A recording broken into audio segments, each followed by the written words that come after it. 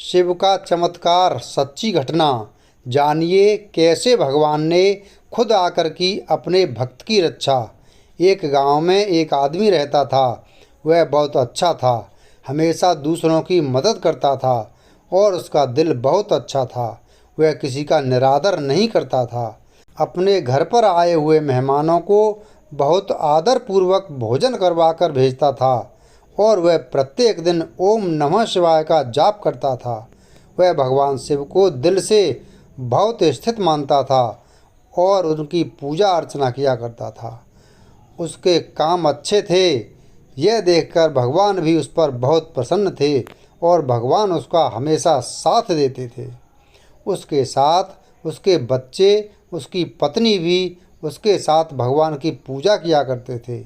एक दिन की बात है, वह आदमी बहुत बीमार हो जाता है और उसके घर वाले उसको हॉस्पिटल लेकर जाते हैं। जब वह उसे हॉस्पिटल में लेकर जाते हैं तो डॉक्टर उनको बताता है कि आपको अभी 2 लाख रुपए जमा करवाने पड़ेंगे। अभी के अभी पैसे जमा करवा दो, उसके बाद इनके दिल का ऑपरेशन करना पड़ेगा। लेकिन उनके पास इतने पैसे नहीं होते कि वह अभी के अभी जमा करवा दें। तो वह बहुत घबरा जाते हैं। वह सोचते हैं कि ऐसी स्थिति में सिर्फ एक भगवान ही हमारी मदद कर सकते हैं। और उसकी पत्नी मन ही मन में ओम नमः शिवाय का जाप करने लगती है। ऐसा देखकर उसके बेटे को गुस्सा भी आता है कि हमारे साथ इतना बुरा हुआ है।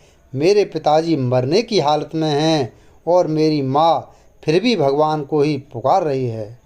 लेकिन इसके अलावा उनके पास कोई और रास्ता भी नहीं होता। वह बहुत परेशान होकर हॉस्पिटल के बाहर खड़े हो जाते हैं। तो कुछ देर बाद एक डॉक्टर उनको बुलाने के लिए आता है कि आपको अंदर बुला रहे हैं। जब उसका बेटा अंदर जाता है तो वह बड़े डॉक्टर से मिलता है और वह डॉक्टर बताता है कि तुम्हारे पिताजी का ऑपरेशन हो गया है और वह अब बिल्कुल ठीक हैं।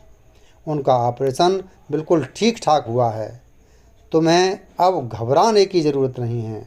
कुछ समय बाद तुम्हारे पिताजी अच्छी तरह स्वस्थ हो जाएंगे। तो वह मन ही मन में सोचता है कि जब मैं और मेरी मम्मी बाहर थे तो पैसे किसने दे दिए होंगे और कौन पैसे लेकर आया होगा। वह डॉक्टर से पूछते हैं कि लेकिन हमने तो पैसे जमा नहीं करवाए थे, तो आपने ऑपरेशन कैसे किया। तो डॉक्टर ने बताया कि मेरे पास एक आदमी आया था और उसने बताया कि वह तुम्हारे पिताजी का दोस्त है और तुम्हारे पिताजी और वो हमेशा साथ रहते हैं।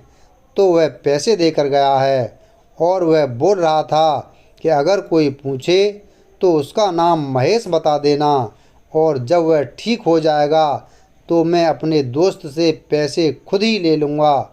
तो उनके घर वालों ने सोचा कि चलो कोई होगा जो पैसे देकर गया होगा, शायद हमें ना पता हो, कोई पिताजी का दोस्त महेश हो।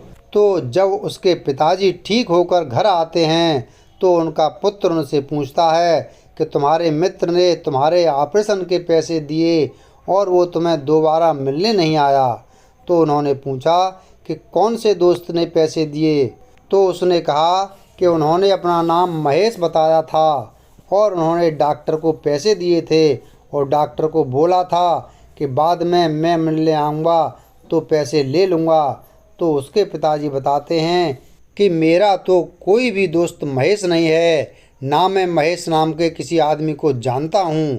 तो ऐसा सुनते ही उसकी पत्नी समझ जाती है कि ज़रूर खुद भगवान ने आकर हमारी मदद की है और उन्होंने ऑपरेशन के पैसे दिए हैं।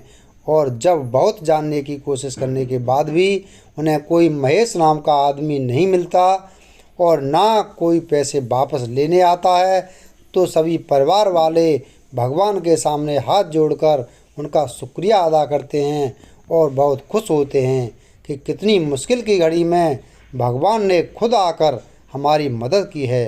तो दोस्तों, इस कहानी से हमें यह शिक्षा मिलती है कि अगर हम सच्चे मन से भगवान को याद करते हैं तो इस घोर कलयुग में भी भगवान हमारी मदद करने ज़रूर आते हैं, या किसी और इंसान के द्वारा हमारी मदद करते हैं, लेकिन दोस्तों मदद ज़रूर करते हैं, बस विश्वास होना चाहिए।